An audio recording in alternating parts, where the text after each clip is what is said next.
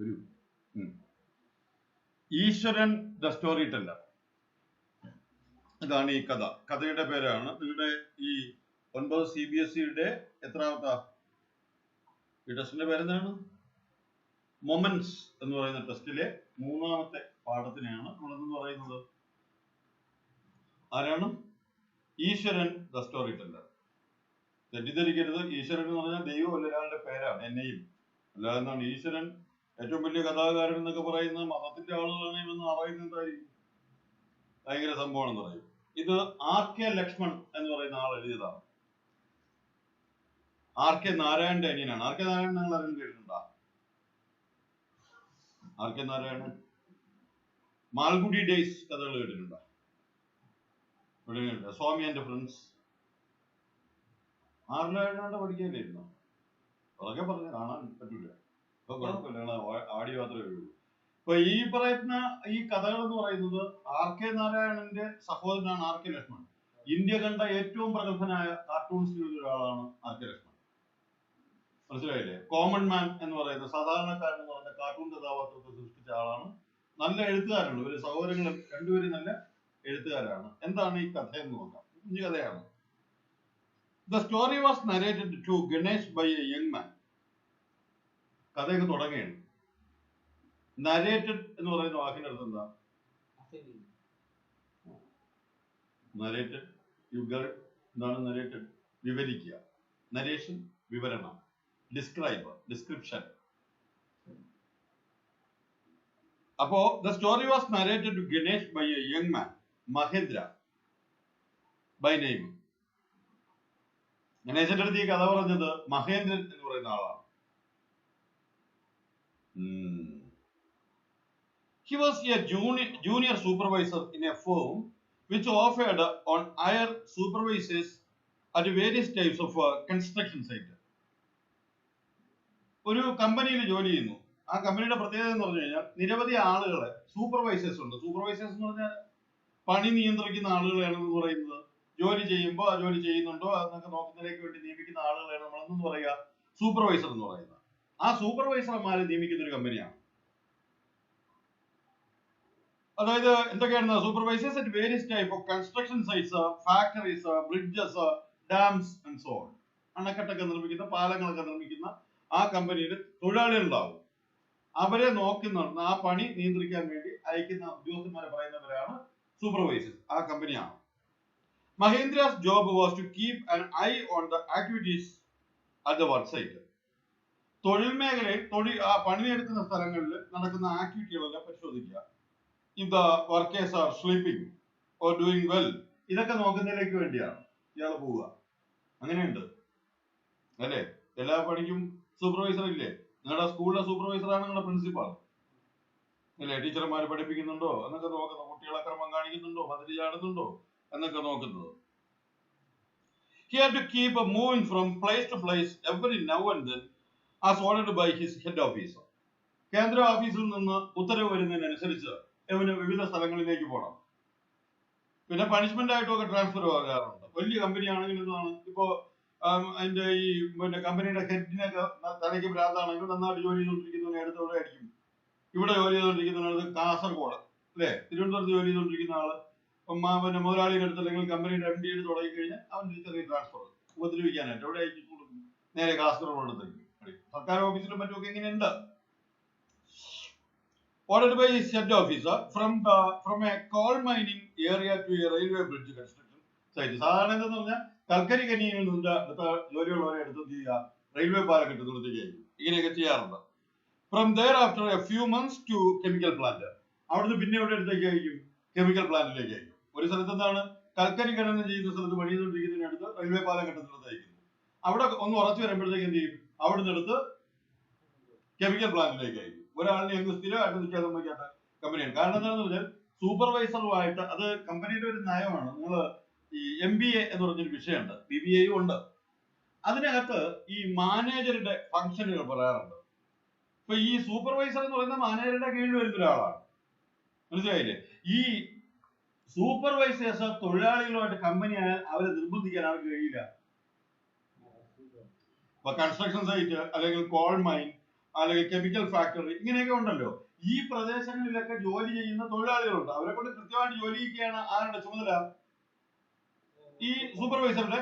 അവർ ജോലി ചെയ്യുന്നുണ്ടോന്നൊക്കെ നോക്കുകയാണ്. ഇപ്പൊ നിങ്ങൾ ഒരു സൈറ്റിൽ തന്നെ നിരന്തരമായിട്ട് സൂപ്പർവൈസർ നിന്നാൽ സ്വാഭാവികമായിട്ടും അവിടെയുള്ള കുറച്ചധികം തൊഴിലാളികളായിട്ടെങ്കിലും as human being we make some relations. അപ്പൊ അവരെ നിയന്ത്രിക്കാൻ കഴിയാം. അപ്പൊ അങ്ങനെ ഒരു ബന്ധം ഉണ്ടാകുന്നതിന് മുമ്പ് എടുത്ത് പൊക്കി എടുത്താൽ പ്ലാൻ ചെയ്യുക. അതാണ് മാനേജ്മെന്റിന്റെ ധർമ്മം. BBAയും MBAയും എനിക്ക് MBA ഒരു സ്റ്റുഡന്റ്, കണ്ണൻ എന്ന് പറഞ്ഞൊരു സ്റ്റുഡന്റ് പഠിക്കാൻ വന്നിരുന്നു. വെളിയിലുള്ള ഒരു യൂണിവേഴ്സിറ്റിയിലാണ് ചെയ്യുന്നത്. അപ്പൊ അവന് ഹെലിപ്റ്റോ ബാക്ടീരിയ എന്ന് പറയുന്ന അങ്ങനെ ഒരു രോഗമുണ്ട്. അതായത് വൻകുടലുണ്ടല്ലോ, നമ്മുടെ ലാർജ് ഇൻറ്റസ്റ്റൈൻ ഇല്ലേ, അതിനകത്ത് ചെറിയ ചെറിയ പൊക്കൽ വരുന്ന രോഗമാണ്. കുരു വന്ന് പഴുത്ത് പൊട്ടും. അത് ഒരു ബാക്ടീരിയ വരുത്തുന്ന രോഗമാണ്. അത് നന്നായിട്ട് പഠിക്കുന്ന പയ്യനാണ്. അവൻ ബിടെക് കഴിഞ്ഞു, പിന്നീട് BA ഇംഗ്ലീഷ് എടുത്ത് പഠിച്ചു. വേറെ എങ്ങും പോകാൻ പറ്റില്ല, അതുകൊണ്ട് നിരന്തരം അവൻ പഠിച്ചുകൊണ്ടിരിക്കുന്നു. ഇപ്പൊ അവൻ പഠിക്കുന്ന MBA ആണ്. അതിപ്പോ ഞാൻ MBA പഠിച്ചിട്ടൊന്നുമില്ല, പക്ഷെ അത് ഇംഗ്ലീഷിലായതുകൊണ്ട് ഇവൻ എൻ്റെ അടുത്ത് കൊണ്ടുവരാറുണ്ട്. അവന് എത്ര സെമ്മുണ്ട്? 11 സെമ്മോ 12 സെമ്മോ ഉണ്ട്. 6 സെമ്മോ അടുത്തിപ്പോ ഒട്ടും വിട്ടുന്നിറങ്ങാൻ വയ്യ. കൊറോണയുടെ ഒക്കെ ആയതുകൊണ്ട് പുറത്തിറങ്ങിക്കൂടാ.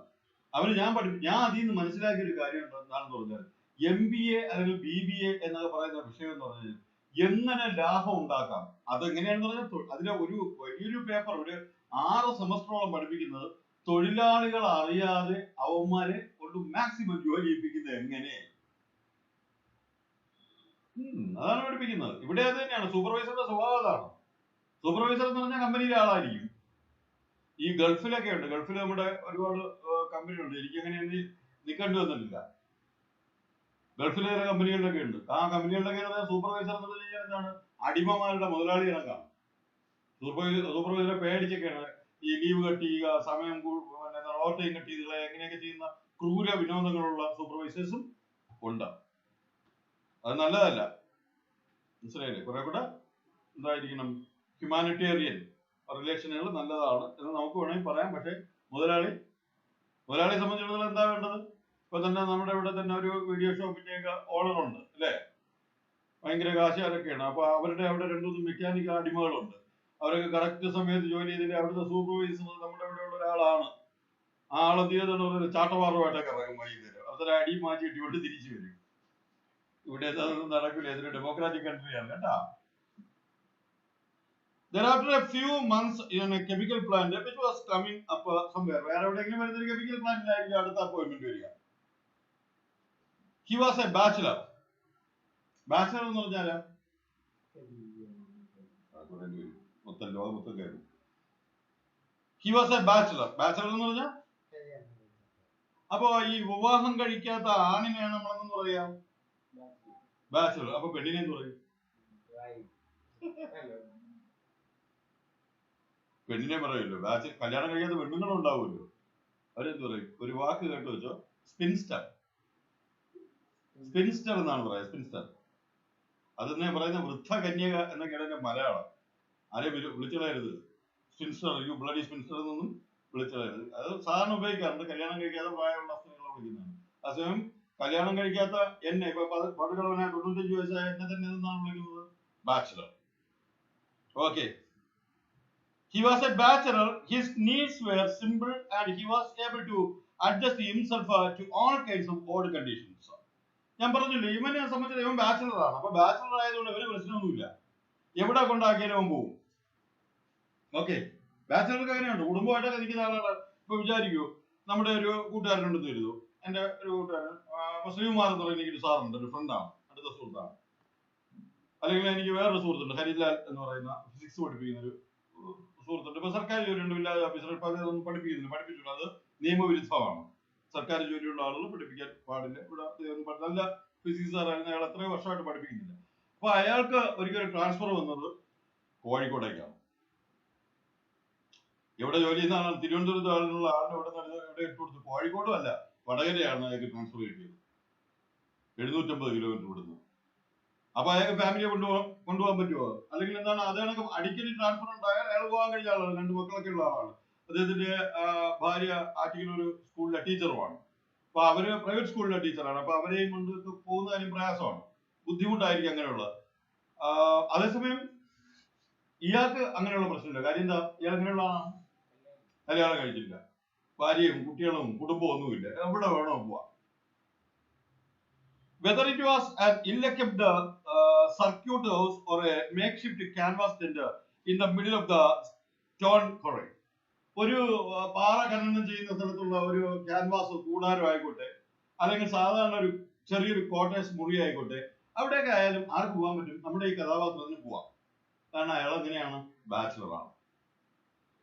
ഓക്കെ, കഥയിലോട്ട് എത്തിയല്ലോ. അയാളുടെ ഒരു ക്യാരക്ടറാണ് പറയുന്നത്. അയാൾ ചെയ്യുന്ന ജോലി പറഞ്ഞു, അയാൾ ആരാണെന്ന് പറഞ്ഞു, മനസ്സിലായില്ലേ? പിന്നെ എന്താണ്, അയാൾക്ക് കൂടെ കൂടെ ട്രാൻസ്ഫർ വരാറുണ്ട്, അത് വ്യത്യസ്ത മേഖലകളിലാണെന്ന് പറഞ്ഞു. But one asset he had was his cooker. ഇയാൾക്ക് വിലമതിക്കാൻ കഴിയാത്ത ഒരു മുതലുണ്ട്, ഒരു ഒന്നൊന്നര മുതൽ. അതാണ് അയാളുടെ കുക്കർ. കുക്ക് എന്ന് പറഞ്ഞാല് പാചകക്കാരൻ, കുക്കർ അല്ല. മനസ്സിലായില്ലേ? നമുക്ക് ഇംഗ്ലീഷ് നന്നായിട്ട് അറിയാത്തതുകൊണ്ട് നമ്മൾ അടിക്കുന്ന ഒരു പരിപാടിയുണ്ട്. ആ കഥ ആള് ഭയങ്കര കുക്കറാണെന്നാണ്. എന്താണ് cooker? Asset he had was his cooker. ആ കുക്കിന്റെ പേരാണ് ഈശ്വരൻ. എന്താണ് പാചകക്കാരന്റെ പേര്? ഈശ്വരൻ. ഈ പേരിടുന്നതൊക്കെ അത്ഭുതകരമായ കാര്യമാണ്. ഞാൻ ഏറെ ഒരു ക്ലാസ്സിൽ നിങ്ങൾക്ക് തന്നെ പറഞ്ഞിരുന്നത്, ടിപ്പു എന്നും പിന്നെ കൈസർ എന്നൊക്കെ പട്ടിക്ക് പേരിടുന്നത് എന്തുകൊണ്ടാണെന്ന് പറഞ്ഞിരുന്നില്ല.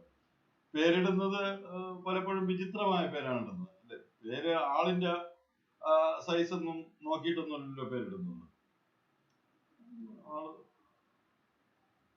അല്ലേ? നല്ല നമ്മുടെ മലയാളത്തിൽ തന്നെ ഒരു ചൊല്ലുണ്ട്, ആളിന് ഭയങ്കര കോമൺ ആണ്, കണ്ണിന്റെ ഈ ഫോക്കസ് തെറ്റിപ്പോയാവുന്നതാണ്. മനസ്സിലായില്ലേ? ആ ആളിന് എന്തെന്ന് പേരിടും? മീനാക്ഷി. കണ്ണെന്ന് പറഞ്ഞാൽ എന്നെ നോക്കിയാൽ അപ്പുറത്തെ പേരെടുത്ത് നോക്കുന്നതൊക്കെ ഇരിക്കും. ആ ആളിനെ ചെയ്ത് കൊടുക്കുന്ന പേരാണെന്ന്. എല്ലാ തരത്തിലുള്ള പോക്കത്തിലുണ്ട്. അടികൂടും, അക്രമം, എല്ലാ പരിപാടിയുണ്ട്. മോഷണം, പിടിച്ചുപറി, വെള്ളമടിച്ച് പൂക്കുറ്റിയായിട്ട് റോട്ടിൽ കിടപ്പ്, ഇതൊക്കെയാണ്. പേരെന്താണെന്ന് ചോദിച്ചപ്പോൾ സൂണൻ എന്ന് പറഞ്ഞാൽ എല്ലാ ഗുണങ്ങളും ഉള്ളവർ, പക്ഷെ കയ്യിൽ അത്രയും ദുർഗുണനാണ്. ഇങ്ങനെ പേരിടാറുണ്ട്. ഈ ആളിന്റെ പേര് വിചിത്രമായ പേരാണ് ഈശ്വരൻ. ഈശ്വരൻ എന്ന പേരുള്ള സുഹൃത്തുക്കളൊക്കെ ഇല്ലല്ലോ. അതുപോലെ തന്നെ വിചിത്രമായ ഒരുപാട് രസകരമായ പേരുകളുണ്ട്. അത് ഇന്ത്യയിൽ അങ്ങനെ കുട്ടികൾക്ക് പേരിടാത്ത ഒരു പേരുണ്ട്. രാമനൊക്കെ സാധാരണ പേരാണ്, ഇഷ്ടംപോലെ രാമനുണ്ട്. പക്ഷെ രാവണൻ എന്നങ്ങനെ പേരിടാറില്ല. നിങ്ങൾ ഇത്രയും വർഷം നിങ്ങൾ പഠിച്ച ഏതെങ്കിലും കുട്ടിയുടെ പേര് രാവണൻ എന്ന പേരുണ്ടാകും. പക്ഷെ എനിക്ക് രാവണന്റെ പരിചയമുണ്ട്. പണ്ട് ഞാൻ ക്രിക്കറ്റ് കളിക്കായിരുന്നു. എന്റെ തടിയും ഇതൊന്നും കണ്ടിട്ട് അങ്ങനെ വിചാരിക്കും. ഈ അടുത്തിടെ ചെറുവള്ളി മുക്കിൽ മരിച്ചുപോയ ഒരാളുണ്ട്. ഇത് ഇപ്പൊ 54 വയസ്സാണ്. ഞങ്ങളുടെ അതേ ഏജിലുള്ള മനുഷ്യനാണ്. അതായത് അയാൾ ഓർമ്മിക്കാൻ കാരണം എന്ന് പറഞ്ഞു കഴിഞ്ഞാൽ ആറ്റിങ്ങൽ സ്റ്റേഡിയത്തിൽ ക്രിക്കറ്റ് കളിക്കാൻ പോയി. അയാൾ ഒരു ടീമിന്റെ, എനിക്ക് തോന്നുന്ന ആറ്റിങ്ങലിന്റെയോ വേറെ ഏതോ ഒരു ടീമിന്റെ ഓപ്പണിംഗ് ബാറ്റ്സ്മാൻ ആണ്. ഞാൻ ബോളറാണ്. ഞാൻ ഇങ്ങനെയല്ല ഇരുന്നത്, വളരെ മെലിഞ്ഞ സ്ലിം ആയിട്ടാണ് ഇരുന്നത്. വളരെ എലുമ്പനായിരുന്നു. അപ്പൊ നല്ല വേഗത്തിൽ ഓടി എറിയുമായിരുന്നു. അപ്പൊ എന്ത് ചെയ്തെന്ന് പറഞ്ഞു കഴിഞ്ഞാൽ, ഈ മൂന്നാമത്തെ ആദ്യം സ്റ്റേഡിയം, ആദ്യം എന്ന് പറഞ്ഞാൽ ശ്രീപാദം സ്റ്റേഡിയം അല്ല, കോളേജ് സ്റ്റേഡിയമാണ്. അതിനകത്ത് ക്രിക്കറ്റ് കളി നടക്കുന്നത്, ടൂർണമെന്റ് ആണെന്നാണ് എന്റെ ഓർമ്മ. അപ്പൊ ആദ്യത്തെ 2 ബോൾ അയാൾ ബീറ്റണായി. ഫസ്റ്റ് ഓവറാണ്. തേർഡ് ഇയാൾ അടിച്ചു, സ്ട്രൈറ്റ് ഡ്രൈവ് ആയിരുന്നു, അടിച്ചു പൊക്കി, എന്റെ തലയ്ക്ക് വരെയാണ്. ഞാൻ റിട്ടേൺ ക്യാച്ച് എടുത്തു. മൂന്നാമത്തെ പന്തിന് അയാൾ ഔട്ടായി. അയാൾ വന്ന് എനിക്ക് ഷേക്ക് ഹാൻഡ് തന്നത് എനിക്ക് ഓർമ്മയുണ്ട്. കാരണം അയാൾ പ്രതീക്ഷിച്ചു, എല്ലാ വൈറ്റിന് അടിച്ചു വരുത്തിയ പന്താണ്, ചാടി വീണെടുത്ത് കെണിയത്. തള്ളല്ല കേട്ടാ, നടന്നതാണ്. അയാൾ മരിച്ചുപോയി. അയാളെ ഫോട്ടോ ഉണ്ടപ്പോ അതായത് ഇഷ്ടംപോലെ തലമുടിയുണ്ട്. ഇപ്പൊ കംപ്ലീറ്റ് കഷണ്ടിയായി പോയി. ഇവിടെ ഉള്ള പുരവൂരുള്ളതാണ്. നല്ല ഭംഗിയായിരുന്നു. ഇന്ന് കളവനായ ഹാർട്ട് അറ്റാക്ക് ആയിട്ട് കുഴഞ്ഞുകൊണ്ടാണ് മരിച്ചത്, പാവം. ഞാൻ പറഞ്ഞു വന്നത്, ഇവിടെ ഈ ഏതോ ഒരു കാര്യമായിട്ട് പറഞ്ഞാണ് കുക്ക് വാസ്കോറ്റ പേരെടുത്തതായിട്ട് ബന്ധപ്പെട്ടാണ് രാവണനുമായിട്ട് ബന്ധപ്പെട്ട ആൾ പറഞ്ഞത്. രാവണൻ എന്ന് പറയുന്നത്, ഞാൻ ക്രിക്കറ്റ് കളി മതിയാക്കുന്ന സമയത്ത് എനിക്കൊരു പറ്റു പറ്റിയായിരുന്നു. അതിനു മുമ്പൊരു പറ്റു പറ്റിയിട്ടുണ്ട്. എന്റെ മൂക്കിന്റെ ഇവിടെ ആയിട്ടൊരു അടയാളമുണ്ട്. അത് പണ്ട് ഈ എന്റെ ഇഷ്ടപ്പെട്ട ബാറ്റ്സ്മാൻ എന്ന് പറയുന്നത് ശ്രീകാന്ത് എന്ന് പറയുന്ന ആളായിരുന്നു. നമ്മളെ വെടിക്കെട്ട് ധോണിയൊക്കെ പോലെ ബാറ്റ് ചെയ്യുന്ന ആളാണ്. ഇയാൾ ബാറ്റ് ചെയ്യുന്ന ഫ്രണ്ട് ഫൂട്ടി ഇറങ്ങി സ്വീപ്പ് ചെയ്തു. പക്ഷേ unfortunately the ball doesn't connected to the bat. It connected on my bridge of nose. മൂക്കിന്റെ പാലത്തിൽ ഒന്നുണ്ട്, പൊത്ത് ബോധം കെട്ട് വീണു. അതൊരു ആക്സിഡന്റ് സംഭവിച്ചിട്ടുണ്ട്. ക്രിക്കറ്റ് കളിക്കുമ്പോൾ നിങ്ങൾ എല്ലായ്പ്പോഴും എല്ലാ ഗിയറുകളും ഉപയോഗിച്ച് കളിക്കണമെന്ന് പറയും. ടെന്നീസ് ബോൾ ആണെങ്കിൽ വലിയ കുഴപ്പമൊന്നുമില്ല. പക്ഷെ ബാക്കിയുള്ള ഈ സാധാരണ ക്രിക്കറ്റ് ബോൾ ഉണ്ടല്ലോ, വളരെ അപകടകാരിയാണ്. നല്ല അൺഇവനായിട്ടുള്ള ബൗൺസ് ഒക്കെ ഉണ്ടാക്കി കഴിഞ്ഞാൽ ചത്തുവാൻ തന്നെ കാരണമായി. ലെമൺ ലെമ്പെ എന്ന് പറയുന്ന ഒരു കളിക്കാരനുണ്ട്. അയാള് ഈ ബാറ്റ് പിന്നെ ബോളിന്റെ അടി കൊണ്ടാണ് മരിച്ചു വരുന്നത്. ഹെൽമറ്റ് പോത്തകത്ത് പോയി പന്ത്. നല്ല ക്വാളിറ്റി ഹെൽമറ്റ് ഒന്നും ഇല്ലെങ്കിൽ ആള് ക്രിക്കറ്റിന് വേണ്ടി സമാധിയോ ചത്തുവാനിലായിരുന്നു. ഇപ്പൊ ഈ രാവണിനെ ഞാൻ പരിചയപ്പെടുന്നത് അയാൾ മെഡിക്കൽ കോളേജിലെ ഡോക്ടർ രാവൺ, മെഡിക്കൽ കോളേജിലെ ടീമിനകത്ത് ഉണ്ടായിരുന്ന ആളാണ്. അന്തം വിട്ടു എന്ന് പരിചയപ്പെട്ടാണ് ഡോക്ടർ രാവൺ. കേരളത്തിൽ ഒറ്റ ഡോക്ടറെ അങ്ങനെയുള്ളൂ, രാവണൻ എന്നല്ല, രാവണൻ എന്നാണ് ഇട്ടിരുന്നത്. അങ്ങനെ പേരിടാറില്ല. അതുകൊണ്ട് നിങ്ങൾക്ക് ആർക്കെങ്കിലും ഒക്കെ മക്കൾ ഉണ്ടാകുമ്പോൾ എന്ത് ചെയ്യുക, ജീവിതനെ എന്താണ് രാവൺ. ഒരു ഞെട്ടലായിരുന്നു എന്റെ അമ്മയെ. ബാക്കി 9 തല എവിടെയെന്ന് ചോദിക്കും. രാവൺ എന്ന് പറഞ്ഞുകൊണ്ടുള്ള ചോദ്യം അതായിരിക്കും. Whether it was an electric circuitous or a makeshift canvas tent in the middle of the stone quarry. But one asset he had was his cook, ഈശ്വരൻ. ഈശ്വരനിൽ നിന്നാണ് നമ്മൾ ഇത്രയും കാട് കയറി പോയത്. അപ്പൊ ഇയാളുടെ പ്രധാനപ്പെട്ട അസറ്റ് എന്താണ്? ഇയാളുടെ ഏറ്റവും വലിയ സമ്പത്ത് എന്താണ്? പാചകക്കാരൻ. അദ്ദേഹത്തിന്റെ പേരാണ് ഈശ്വരൻ. The cook was quite attached to Mahindra. മഹീന്ദ്രനോട് വളരെയധികം അടുപ്പമുള്ള ആളാണ് ഈ പാചകക്കാരൻ. നമ്മള് പിന്നെ സോൾട്ട് ആൻഡ് പെപ്പർ എന്ന് പറഞ്ഞൊരു സിനിമ ഉണ്ടായിരുന്നു, കണ്ടില്ലായിരുന്ന? രസകരമായ സിനിമയാണ്. മറ്റേ നമ്മുടെ ഇവ ഉണ്ടല്ലോ, ഒരു നടനുണ്ടല്ലോ, മറ്റേ ആറ്റിങ്ങിലാണോ താമസം എന്ന് ചോദിക്കുന്ന ഒരു നടനുണ്ടല്ലോ, നാഷിക്കപ്പോ, അവന്റെ പേരെന്താ? ഒരു ചെറുക്കുണ്ട്, നല്ല നടനാണ്. അവന്റെ സിനിമയാണ്. അതില് നമ്മുടെ ഈ മറ്റേ 2 ലാലുണ്ടല്ലോ, മോഹൻലാലുണ്ട്, ഒരു തടിയൻ ലാലും ഇല്ലേ, സംസാരിക്കുന്ന നടനുണ്ട്. അയാളെ കുക്കായിട്ടൊരാളാണ്, നല്ല വില്ലനായിട്ടൊക്കെ അഭിനയിക്കുന്ന ബാബുവാണ്. ഇയാൾക്ക് നല്ല ആഹാരങ്ങൾ പാചകം ചെയ്ത് കൊടുക്കും. നമ്മളെ മഹേന്ദ്രന്റെ പിന്നെ ബാബുവാണ് ആരെന്ന് പറയുന്നത് ഈശ്വരൻ. ഭയങ്കര കുക്കാണ് കേട്ടോ. The cook was quite attached to Mahindra and followed him uncomplainingly wherever he was posted. നമ്മുടെ മഹേന്ദ്രനെ എവിടെ പോസ്റ്റ് ചെയ്യൂ, വിക്രമാദിത്യന്റെ കൂടെ വേതാളം പോകുന്നത് പോലെ ആര് പോകും? ഈശ്വരനും പോകും. എല്ലാ സ്ഥലത്തും ഇയാളെ പിൻപറ്റും. He cooked for Mahindra. പാചകം ഒരു നല്ല കലയാണ്. ഇതിൽ ആരാണ് പാചകം ചെയ്യുന്നത്? കുട്ടി പാചകം ചെയ്യോ? ചമ്മന്തി, അവിയലാവില്ല. ഓക്കെ, തക്കാളി കറി ഉണ്ടാക്കി സാമ്പാറായി മാറി. പാചകം മനോഹരമായ ഒരു കലയാണ് കേട്ടോ. പാചകം എന്ന് പറയുന്നത് നമുക്കൊരാളിനെ കീഴ്പ്പെടുത്താൻ കഴിയുന്ന ഭക്ഷണത്തിലൂടെയാണ്. നല്ല രുചികരമായിട്ടുള്ള ഭക്ഷണം ഉണ്ടാക്കുന്ന ആളുടെ അടുത്ത് നമുക്ക് ശത്രു തോന്നുന്നു. നമുക്ക് അമ്മയുടെ വലിയ കാര്യമില്ലേ? അമ്മയെ ഭയങ്കര ഇഷ്ടമാണല്ലോ. എന്താണ് കാരണം? ഷീസ് അവർ ടേസ്റ്റ്. അമ്മയാണ് നമ്മുടെ രുചി, നമ്മുടെ ആദ്യ രുചി അതല്ലേ. അതുകൊണ്ടാണ് പലരും എന്ന് പറയുന്നത് അമ്മ നമുക്ക് അല്ലേ. അമ്മ ഒരു ഹോട്ടലിന്റെ പരസ്യം തന്നെ എങ്ങനെയായിരുന്നു? അമ്മ വിളമ്പുന്ന ഇതുപോലുള്ള ഊണ്. അവിടെ കയറി തിന്നിട്ട് പൈസ കൊടുക്കില്ല. കാര്യം ചേച്ചോ പറഞ്ഞു, നമ്മൾ വീട്ടിൽ ഊണ് കഴിച്ചാൽ എന്ത് ചെയ്യില്ല? പൈസ കൊടുക്കില്ല. അതുകൊണ്ട് ഹോട്ടൽ അമ്മ എന്നൊക്കെ പേര് കണ്ടിട്ടില്ലേ? അതിനാണ്. അപ്പൊ അത് നമ്മുടെ ടേസ്റ്റുമായിട്ട്. അതായത് ഇപ്പൊ നല്ല കുക്കാണ്, അതിന് അവന് പരാതിയില്ല. എവിടെ വേണോ ചെല്ലും. Wherever he was posted, he cooked for Mahindra, washed his clothes. തുണിയൊക്കെ കഴുകിയിട്ട് കൊടുക്കും. And chatted away with his master at night. രാത്രി യജമാനായ മഹീന്ദ്രനോട് സംസാരിക്കും. കഥയാണ് കേട്ടാ. He could weave out endless stories and anecdotes on varied subjects. ഈ anecdote എന്ന് പറയുന്ന വാക്ക് കേട്ടിട്ടുണ്ടോ? ഇവിടെ സംഭവ കഥകളാണ് എന്ന് പറയുന്നത് അനക്ഡോട്ട്. അതായത് നിരവധി കഥകൾ, വളരെ വലിയൊരു ശക്തമായ ഇമാജിനേഷന്റെ ഭാവനയുടെ ഉടമയാണ് ഈശ്വരൻ. ഇത് നമുക്കൊരു ക്വസ്റ്റ്യൻ ആണ്. ആരുടെ? ഈശ്വരന്റെ ക്യാരക്ടറിസ്റ്റിക്സ് ചോദിച്ചാൽ he's A good cook, good story teller. പിന്നെ അതിനെ വേറൊരു വാക്ക് നമ്മൾ പറഞ്ഞു, മറ്റൊരു ഒബ്ജക്റ്റീവുകളെ കുറിച്ച് പറയുന്നതാണ് ഹീസ് അൺകംപ്ലൈനിങ്. അതൊരു നല്ല ഗുണമാണ്. പരാതി പറയാത്ത. നമ്മളൊക്കെ ആണെങ്കിൽ പരാതിയുടെ ആളുകളാണ്. ഇയാൾക്ക് ഒരു കുഴപ്പമില്ല, എവിടെ വേണോ എന്ത് വേണോ. അത് മാത്രമല്ല, യജമാനു വേണ്ടി നല്ല കഥകൾ പറഞ്ഞു കൊടുക്കുകയും ചെയ്യും. He would weave out endless stories and anecdote on varied subjects. വ്യത്യസ്തമായിട്ടുള്ള വിഷയങ്ങളെ കുറിച്ച് ഒരുപാട് കഥകൾ ഉണ്ടാക്കാൻ ഇയാൾക്ക് കഴിയും. ഈശ്വരൻ also had an amazing capacity to produce vegetables and cooking ingredients seemingly out of nowhere. ഈ സാധാരണക്കാരെ പറയാറുണ്ട്, എന്ത് കൊടുത്താലും അതുകൊണ്ട് മനോഹരമായ കറികൾ ഉണ്ടാക്കാൻ കഴിയുന്ന ആളാണ് ആര്? ഈശ്വരൻ. നമ്മുടെ കെമിസ്ട്രി പഠിപ്പിക്കുന്ന ഷായ് സാറിനെ കണ്ടിട്ടുണ്ടോ? ഒരു സാറുണ്ടല്ലോ, ഹീസ് ആൻ അമേസിംഗ് കുക്ക്. ഓലക്കാൽ കൊടുത്താലും കറി വെച്ചു. അത് അയാൾക്ക് ഭയങ്കര ഇഷ്ടമാണ് കുക്ക് ചെയ്യാൻ. അതിന്റെ നമ്മുടെ സാധനങ്ങൾ എത്തിച്ചു കൊടുത്തു കഴിഞ്ഞാൽ ഏത് തരത്തിലുള്ള കറികൾ ഉണ്ടാക്കി തരും. ഒരിക്കൽ ഞാനൊരു കൊതിയനാണ്, ശരീരം കണ്ടറിയില്ല, നല്ല രീതിയിൽ ഭക്ഷണം കഴിക്കുന്ന ആളാണ്. ഒരിക്കൽ ഞാൻ പറഞ്ഞു, നമ്മളെ ഈ ഉത്സവപ്പറമ്പിലൊക്കെ ഒരു കടല കൊണ്ടുവന്നിരിക്കുമല്ലോ, ഈ എന്തോ കുറെ ഈ ബീഹാറികളോ തമിഴ്നാട്ടുകാരൊക്കെ കൊണ്ടുവന്നൊരു ഐറ്റം ഉണ്ടാക്കി കൊടുക്കാറില്ലേ, കുറെ ബീറ്റ്റൂട്ടും അതെല്ലാം കൂടെ അരിഞ്ഞിട്ട് ഒരു കടല, അവിച്ച കടലുണ്ട്. ഞാൻ പറഞ്ഞു, ഇത് ഉണ്ടാക്കാൻ പറ്റുമെന്ന്. ഞാൻ ഉണ്ടാക്കി തന്നെ. അങ്ങനത്തെ ഒരു മനുഷ്യനാണ്. അതാണ് എന്നെ ഈ വേറെ സലാഡുകൾ ഉണ്ടാക്കും, പലതരത്തിലുള്ള. ഒരു ദിവസം സലാഡ് ഉണ്ടാക്കി വെച്ചിരിക്കുന്നത് കംപ്ലീറ്റ് രക്തത്തിന്റെ കളർ.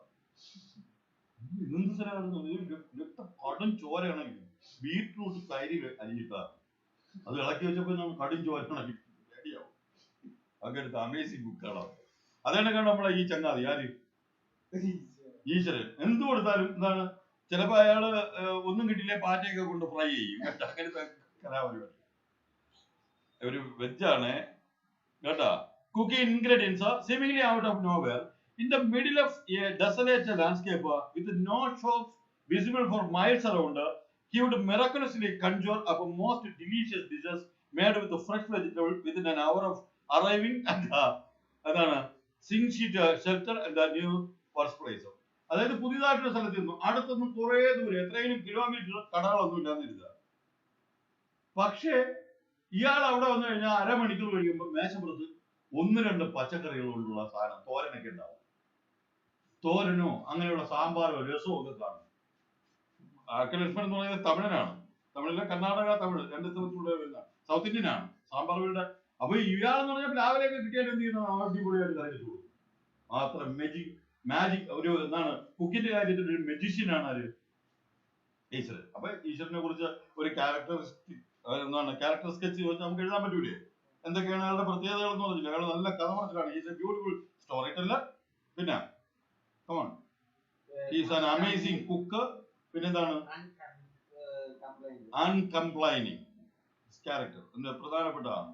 പിന്നെന്താണ്? മാത്രമല്ല very loyal to his master. യജമാനോട് വളരെയധികം വിശ്വസ്തതയുള്ളതാണ്. Eswaran also had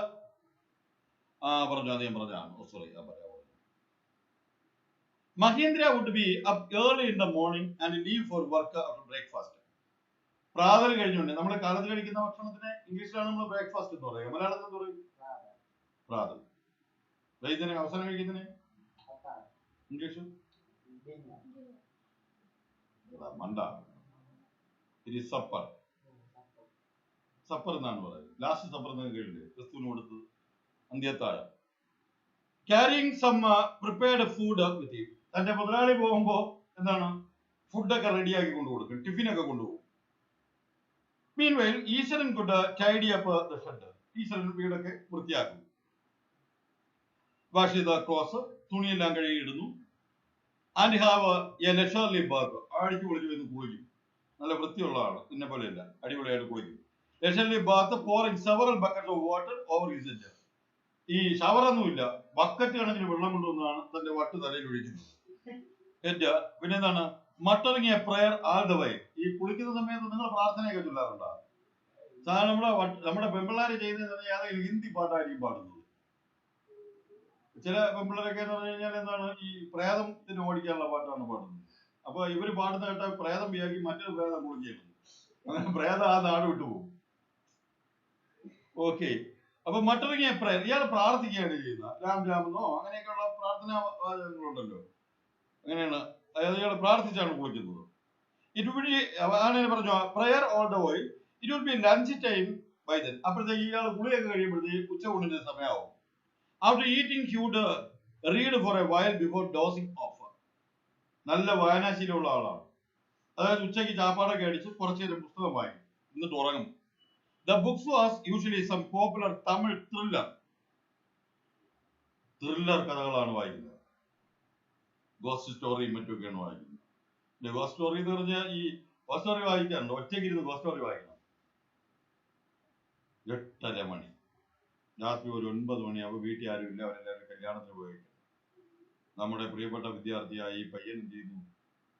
ghost Dracula, Bram സ്റ്റോക്കറുടെ Dracula എടുത്ത് വായിക്കുകയാണ്. കാർപ്പാത്യൻ മലനിരകളിലൂടെ ഒരു കുതിര വണ്ടി പാഞ്ഞു വരുന്നു. ആ നിശബ്ദതയെ ഭേദിച്ചുകൊണ്ട് എന്താണ് വവ്വാലുകൾ പറക്കുന്നു. ഇങ്ങനെ എഴുതി വരുമ്പോ പെട്ടെന്ന് കർണൊക്കെ പോകും അല്ലേ? കങ്കൈനൊക്കെ മരിച്ചു കസേരയിരിക്കും, പേടിച്ചു. വെളിയിൽ ടപ്പോ എന്നൊരു മടൽ വന്നു വീഴുന്ന സൗണ്ടാണ്. ഈശ്വര, അതൊരു വിളി മാത്രം മതി. പേടിക്കുന്ന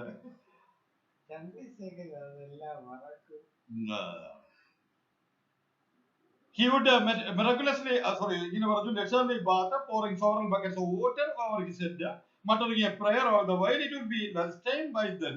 After eating, he would read for a while before dozing off. അതായത് ഉച്ചവരൊക്കെ ഉണ്ട് ഇയാൾക്ക്. കാപ്പടൊക്കെ കഴിച്ചിട്ട് കുറച്ചു നേരം ഒന്ന് വായിച്ചിട്ടാണ്. ഭയങ്കര വായനാശീലം എന്ന് പറഞ്ഞാൽ രാമായണോ മഹാഭാരതം ഒന്നുമല്ല വായിക്കുന്നത്, തമിഴ് ത്രില്ലർ സ്റ്റോറികളാണ് വായിക്കുന്നത്, ഗോസ്റ്റ് സ്റ്റോറികളും മറ്റൊക്കെയാണ് വായിക്കുന്നത്. The book was usually some, അത് വളരെ പ്രാധാന്യമുണ്ട് ഈ കഥയിൽ. വളരെ ഒരു കീ പോയിന്റ് ആണ് ഇയാൾ വായിക്കുന്ന പുസ്തകങ്ങളുടെ പേര്. പുസ്തകം ഏത് തരത്തിലുള്ളതാണ്, ഏത് ടൈപ്പ് പുസ്തകങ്ങളാണെന്ന് ചോദിച്ചാൽ പറയും ത്രില്ലർ സ്റ്റോറീസ്. ഇതുവരെ വായിച്ചിട്ടില്ലല്ലോ. അതാണ് നീ വായിച്ച ഒരു ത്രില്ലർ സ്റ്റോറിയുടെ പേര്? അതറിഞ്ഞൂടോ? പേരില്ലാത്ത കഥകളാണ് സ്റ്റോറീസ് ഒന്നും ഇല്ലാത്ത കാര്യമാണ് കേട്ടോ. അതൊന്നും വായിച്ച് പേടിക്കില്ല. പക്ഷെ രസമുണ്ട് വായിക്കാൻ, പേടിച്ച് വരണ്ടിരിക്കും.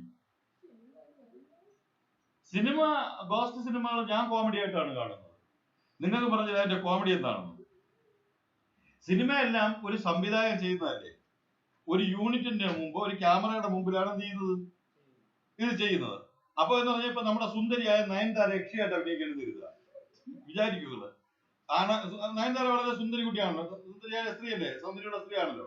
അപ്പൊ ഇവർക്ക് 2 കൃത്രിമ പല്ലൊക്കെ ഇവിടെ വെച്ച് കൊടുക്കും. പല്ലൊക്കെ വെച്ചിട്ട് ഈ ഒരുപാട് ചായയൊക്കെ തേച്ച് മുടിയൊക്കെ പിരിച്ചിട്ട് ഈ മൊത്തം യൂണിറ്റിൽ വരുമ്പോ തന്നെ എല്ലാവരും ചിരിക്കുകയായിരിക്കും. നോക്കൂ, അതുപോലെ സുന്ദരിയായിട്ട് പോയ ഒരു പെണ്ണ് കോന്ത്രം പല്ലൊക്കെ വെച്ച് ചോരയ്ക്ക് പോലെ പെയിന്റ് ഒക്കെ ഇങ്ങനെ അടിച്ചിങ്ങനെ ഇറങ്ങി വരുന്നത് നിങ്ങൾ ഇമാജിൻ ചെയ്ത് നോക്കിയാണ്. എന്നിട്ട് സംവിധായകൻ ആക്ഷൻ എന്ന് പറയുമ്പോഴാണ് ഇതൊക്കെ ആക്കുന്നത്. ചിരിക്കാതിരിക്കണം. ഞാൻ ഇത് ഈ ഗോസ്റ്റ് സ്റ്റോറി കാണുമ്പോൾ ഇതാണ് ആലോചിക്കുന്നത്. അപ്പൊ ഞാൻ ചിരിച്ചു മരിക്കും. നിങ്ങൾ ഇങ്ങനെ ഗോസ്റ്റ് സ്റ്റോറി കാണുമ്പോൾ എന്താണ് ഇതിന്റെ ക്യാമറയുടെ മുമ്പ് ചെയ്യുന്നത് ആലോചിച്ച് കഴിഞ്ഞാൽ ഒരിക്കലും പേടിക്കില്ലെന്ന് മാത്രമല്ല, അതിന് ആ ഷൂട്ടിംഗ് ഉണ്ടല്ലോ, ആ ഒരു ക്രൈറ്റീരിയ ഇല്ലേ, അത് ആലോചിച്ചാൽ ചിരിച്ചു മരിക്കും. ചിലപ്പോ ഇങ്ങനെ കൃത്രിമ പോലെ ഈ എന്ന് പറഞ്ഞ പല്ലിഞ്ഞു എല്ലാം പറഞ്ഞു. ഓക്കെ, പ്രേത സിനിമ കോമഡിയായി മാറും. അതിന് സൗണ്ട് കൊണ്ടാണ് പേടിയാക്കുന്നത്. അത് നിങ്ങൾ ഈ സിനിമയെ കുറിച്ച് ധാരണ ഉണ്ടാവില്ല. പെട്ടെന്ന് മ്യൂസിക് എല്ലാം നിൽക്കുകയാണെങ്കിൽ ഉടനെ തന്നെ ഒരു അലർച്ച ഒരു സൗണ്ട് വരാൻ പോയിട്ട് അപ്പൊ പേടിക്കുകയില്ല. ഇതാണ് അതിന്റെ ഒരു രീതി. അല്ല ഗോസ്റ്റ് ഒന്നുമില്ല. ഗോസ്റ്റിന് എനിക്ക് 19, 53, 52, 53 വയസ്സായി. ഇന്ന് വരെ എന്റെ ജീവിതത്തിൽ ഞാൻ പ്രേതത്തിനെ കണ്ടിട്ടില്ല. പ്രേതത്തെ പോലുള്ള ആളുകളൊക്കെ കണ്ടിട്ടുണ്ട്. മനസ്സിലായില്ലേ? അപ്പൊ ഉടനെ ഒരുപാട് ചോദ്യങ്ങൾ വരാറുണ്ടോ. അങ്ങനെയാണെങ്കിൽ മറ്റേ ഓജോ ബോർഡൊക്കെ സത്യമല്ലേ എന്നൊക്കെ ചോദിക്കാറുണ്ട്. എന്ത് സത്യം? ഈ അതിൽ തന്നെ നിങ്ങൾ ഈ ഓജോ ബോർഡ് കളിക്കുന്നവരെന്ന് പറഞ്ഞാൽ, നിങ്ങൾ ഓജോ ബോർഡിൽ പ്രേതപ്പനാണെങ്കിൽ അതിനൊരു പാഠമുണ്ട് കേട്ടോ. നിങ്ങളുടെ ഇപ്പോഴത്തെ ടെസ്റ്റിലില്ല. 9-ലോ 10-ലോ ഗംഭീരമായ ഒരു പാഠം ഉണ്ടായിരുന്നു. അത് എടുത്തു കളഞ്ഞു. ഷേഡി പ്ലോട്ട് എന്ന് പറഞ്ഞൊരു കഥ ഉണ്ടായിരുന്നു. രസകരമായ കഥയാണ് ഓജോ ബോർഡ്. ഓജോ ബോർഡ് നിങ്ങൾക്ക് എന്ന് പറഞ്ഞാൽ ഓജോ ബോർഡിൽ പ്രേതം വരെയാണെങ്കിൽ നിങ്ങൾ എന്ത് ചെയ്യണം? ഓജോ ബോർഡ് വെച്ച് കളിച്ചിട്ട് ഐൻസ്റ്റീനെ വിളിച്ചു വരുത്തണം. Come Einstein explain what is E=mc². ചോദിക്കാമല്ലോ അല്ലേ? നമുക്ക് ഇപ്പൊ ഒരുപാട് സയന്റിസ്റ്റുകളുണ്ട്. രവീന്ദ്രനാഥ് ടാഗോറിനെയൊക്കെ വിളിച്ചു വരുത്തിക്കൂടെ? എന്തിനും ഗാന്ധിയൊക്കെ വിളിച്ചു വരുത്തിക്കൂടെ? ഗാന്ധിയൊക്കെ ഇപ്പൊ എക്സ്പ്ലെയിൻ കിറ്റ് മൂവ്മെന്റ് ഒരുപാട്. പിന്നെ ഓരോ ബോർഡില് വിളിച്ചാൽ അവര് ഭ്രാന്താണെന്ന് പറഞ്ഞിട്ട് ഒരു പ്രേതവും വരും. ഈസിയസ്റ്റ്. സ്വല്പം കോമൺ സെൻസ് ഉപയോഗിച്ചാൽ അല്ലേ? നിങ്ങൾക്ക് മാത്സ് പ്രോബ്ലം ചെയ്യാൻ കിട്ടുന്നില്ല. നമ്മുടെ ഇന്ത്യ കണ്ട ഏറ്റവും വലിയ മാത്തമെറ്റിക്കൽ ജീനിയസ് ആണ് Ramanujan. Come Ramanujan, come Ramanujan, come Ramanujan, do this homework you bloody. Clear? അത് ചെയ്തൂടെ? നിങ്ങൾ എന്തിന് പ്രേതങ്ങളെ തന്നെ വിളിക്കണം? ഇത്തരം പ്രേതങ്ങളെ വിളിക്കൂ, പ്രേംനസിനെ വിളിക്കൂ, താണെങ്കിലും ചെയ്യാലോ അല്ലേ? ജയനെയൊക്കെ വിളിക്കൂ. അങ്ങനെ അതിനൊരു പോസിബിലിറ്റി ആലോചിച്ചാൽ പ്രേതങ്ങൾ വളരെയധികം ഗംഭീരമായി മാറും. ഇത്രയേ ഉള്ളൂടാ പ്രേതത്തിന്റെ കാര്യം, തീർന്നു. യക്ഷിയൊക്കെ കിട്ടിയാൽ രക്ഷപ്പെട്ടില്ലേടാ. യക്ഷിയുടെ അടുത്ത് നമുക്കൊരു യക്ഷിയെ കിട്ടിയെന്ന് വിചാരിക്കാം. ഇമാജിൻ ഇഫ് ഈ എന്താണ് യക്ഷി, യക്ഷി ഇംഗ്ലീഷിൽ പറയാം യക്ഷി അല്ല. ആ യക്ഷിക്ക് എന്താണ് രക്തമല്ലേ വേണ്ടി? നിങ്ങൾ ഇത്തിരി പൈസ ചെലവാക്കിയാൽ പോരെ. തിരുവനന്തപുരത്ത് മെഡിക്കൽ കോളേജ് ബ്ലഡ് ബാങ്ക് ഇല്ലേ, അവരുടെ ആവശ്യമുള്ള ഇപ്പൊ നമുക്ക് പെപ്സി കൊക്കോകോള ഒക്കെ കുടിക്കൂലേ, അതുപോലെ തന്നെ A positive B positive negative രക്തം ഏത് വേണമെന്ന് പറഞ്ഞാലും ആവശ്യമുള്ള പ്ലാസ്റ്റിക് കുപ്പിയിൽ വാങ്ങിച്ചു കൊടുക്കുക, യക്ഷി കുടിക്കുന്നു. Okay, clean. എന്നിട്ട് പറയണം നീ പോയി ഇവിടുത്തെ തുണിയെല്ലാം വീഴുന്ന വീട് തൂത്ത് വൃത്തിയാക്കിക്കൊള്ളാം. യക്ഷിക്ക് നിനക്കെന്താണ് വേണ്ട? ഒരു വെള്ള സാരി, പിന്നെ വെള്ള സാരി ഉള്ള ഉടുപ്പ്, അത് വൃത്തികേടാണ്. ഏതെങ്കിലും ടെക്സ്റ്റൈൽസിൽ അവിടെ ലക്ഷ്മി ടെക്സ്റ്റൈൽസിൽ ചെന്ന് രാത്രി അടിച്ചു മാറ്റിക്കൊള്ളണം, മേലെ ചോദിക്കും. പിന്നെ അതാണെങ്കിൽ ഇവിടെ വന്ന് നമ്മളെ അപ്പുറത്ത് ഇവിടുന്ന് മാഞ്ചിൽ എനിക്ക് വേണ്ടുന്ന എല്ലാ പിന്നെ ഗ്രോസറിയും വെജിറ്റബിൾസും എല്ലാം എനിക്ക് എന്ത് ചെയ്യണം, നീ പർച്ചേസ് ചെയ്യണം. യശുവിനെ പനയിലൊന്നുമല്ല, അറബിക്കടലിൽ അടിച്ചിട്ടുണ്ട്, അവിടെ പോയ പണിയെടുത്ത് കൊല്ലിക്കും. ഇത്രയേ ഉള്ളൂ. Use your common sense. ഇതൊക്കെ മനുഷ്യന്റെ ബാലിശമായ ഭാവന മാത്രമാണ്. ഒയ്യോ 30 minutes ആയി. നമുക്ക് ഇവിടെ നിർത്താൻ. ബാക്കി നോട്ടാണ്, മറ്റേ പാഠങ്ങളുടെ നോട്ട് എക്സസൈസ് കിടപ്പുണ്ട്. പാഠം നമുക്ക് ഇതിനകത്ത് മറ്റേ നോട്ടെല്ലാം പോട്ടെ, എന്നിട്ട് ഞാൻ നിർത്താം. അപ്പൊ നമ്മൾ പറഞ്ഞു വരുത്തിയൊന്നുകൂടെ ഏതുവരെയാണെന്ന് പറഞ്ഞാൽ നമ്മള് ഇയാൾ വായിക്കുന്ന കഥകളാണ് ഞാൻ പറഞ്ഞത്. അങ്ങനെയുള്ള തമിഴ് ത്രില്ലർ സ്റ്റോറികളാണ് അയാൾ വായിക്കുന്ന ഉച്ചയുറക്കത്തിന് ശേഷം. പിന്നെ അതിൽ 2 വരിയുടെ ഉണ്ടേ. The book was usually some popular Tamil thriller running to hundreds of pages. ഒന്നും രണ്ടും പേജല്ല, 100 കണക്കിന് പേജുള്ള പുസ്തകമാണ് വായിച്ചു തള്ളുന്നത്. ഈ ചില ആശാന്മാരുണ്ട്, ഈ കഥ വായിച്ചു കഴിഞ്ഞാൽ പിറ്റേന്ന് മറന്നു പോകും. അവർക്ക് ഒരു പുസ്തകം മതി, ഒരാഴ്ച മൊത്തം വായിക്കാം. ഒരു വരിയില്ലാതെ മറന്നു പോകുന്ന ടീമുകളുണ്ട്. The book was usually some popular Tamil thriller running of hundreds of pages. Its imaginative descriptions and narrative flourishes would hold each in a thrall. ഈ കഥ വായിച്ചിട്ട് അന്തം വിട്ടിരിക്കും അല്ലേ?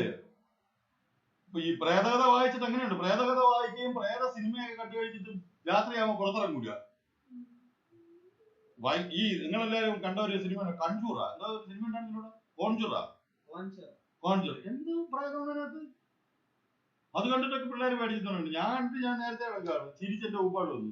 ഒരു നീതി പറഞ്ഞിട്ടുണ്ട്, ഓസ്കാർ വേൾഡിന്റെ ഒരു കഥയൊക്കെ ഉണ്ട്, അത് ഞാൻ പിന്നെ പറയാം. ഓക്കെ, ഇത് ഇത്രയും മതി, ബാക്കി നമുക്ക് നോട്ട് ചെയ്യാം. Thank you.